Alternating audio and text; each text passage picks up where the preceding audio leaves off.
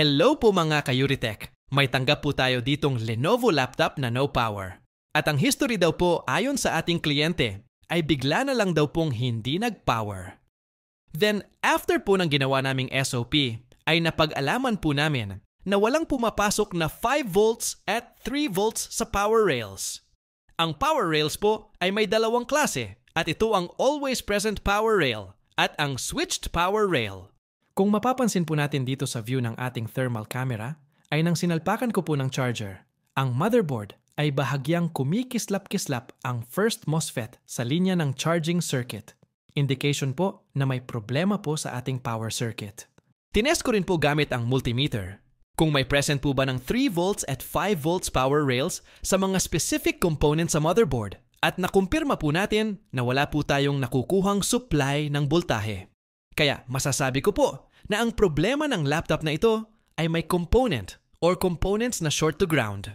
Kaya this time po ay nag-inject po ako ng small amount of voltage and ampere using DC power supply para hanapin ang posibleng shorted or leaked components.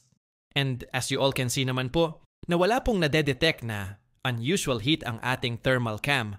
Kaya sa kabilang side naman po tayo maghahanap dahil minsan tingin tayo ng tingin sa kung saan-saan, yun pala'y nasa tabi lang pala natin ang magpapasaya sa ating puso't isipan.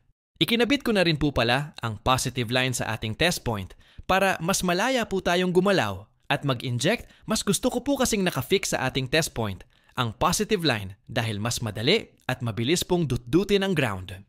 Marami pong technique ang sekreto sa pag-i-inject at ang isa po sa madalas na technique na ginagamit ko ay using small amount of voltage and ampere only dahil ito po ay napaka-safe as long as alam po natin ang dapat nating i-injectan na linya. Iinit at iinit ang component kahit na mahina lang ang ating power supply.